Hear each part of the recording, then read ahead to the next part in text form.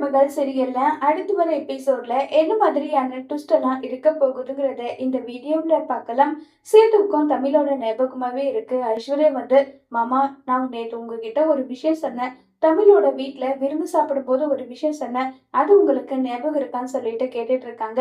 என்ன விஷயம் ஐஸ்வர்யா? எதுவும் எனக்கு ஞாபகம் இல்ல. சொல்லு என்ன விஷயம்னு சொல்லிட்டு கேக்குறாங்க. என்ன மாமா நீங்களாவே கண்டுபிடிச்சு எனக்காக ஏதாவது செய்வீங்கன்னு பார்த்தா நீங்க என்ன மாமா இப்படி இருக்கீங்கன்னு சொல்லிட்டு இருக்காங்க. மாமா நாளைக்கு என்ன நாள் தெரியுமான்னு சொல்லிட்டு கேக்குறாங்க. தமிழோட பிறந்த நாள்னு சொல்லிட்டு சேது வாய் உளறிடுறாங்க. இதை கேட்ட ஐஸ்வர்யாவுக்கு, மாமா தமிழுக்கு மட்டும் பிறந்த நாள் கிடையாது, எனக்கும் நாளைக்கு தான் பிறந்த நாள். நம்ம 2 பேருக்கும் கல்யாணம் நடந்ததுக்கு அப்புறம் வர்ற முதல் பிறந்த நாள். இதை நல்லா ரொம்பவே கிராண்டா செலிப்ரேட் பண்ணணும் மாமா. என்னுடைய ஃப்ரெண்ட்ஸ் எல்லாருமே வரவேக்கட்டுமா? ஏன் மாமா இப்ப வரைக்குமே உங்களுக்கு தமிழோட நினைப்பு போகலையான்னு சொல்லி கேக்குறாங்க. ஏதோ ஒரு வாய் தவறி சொல்லிட்டேன். அத ஒரு பெரிய குத்தமா சொல்லிக்கிட்டு இருக்க. இப்ப என்ன, உன் பிறந்த நாள் தானே, கிராண்டா செய்யணும்னு ஆசைப்படுறியா?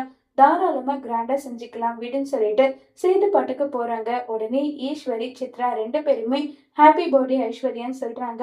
போங்க சித்தா, எனக்கு இந்த பிறந்த நாள் மூட் அவுட் ஆயிடுச்சு.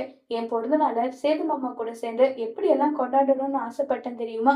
கடைசியில என்னுடைய பிறந்த நாள் இப்படி ஆயிடுச்சுன்னு சொல்லி வருத்தப்பட்டு பேசிட்டு இருக்காங்க. ஏய் என்னடி ஆச்சுன்னு சொல்லி கேக்குறாங்க.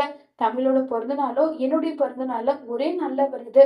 அத நேத்து நாங்க வந்து பேசிக்கிட்டு இருந்தோம். இப்ப மாமா கிட்ட கேட்டா நாளைக்கு தமிழோட பிறந்த நாள் மட்டும்தான் அவருக்கு ஞாபகம் இருக்கு தவிர என்னுடைய பிறந்த நாள் அவருக்கு கொஞ்சம் கூட ஞாபகமே இல்லைன்னு சொல்லிட்டு ஃபீல் பண்றாங்க.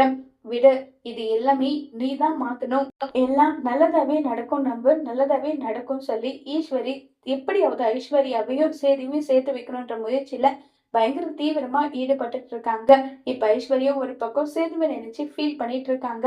சேதுவோட மனசு மாறி ஐஸ்வர்யாவை மனைவியா ஏத்துப்பாங்களா, இல்ல தமிழோட நினைப்பிலே கடைசி வரைக்கும் சேது இருப்பாங்களாங்கிறத வரப்போற எபிசோட்ல வெயிட் பண்ணி பார்க்கலாம். தேங்க்யூ.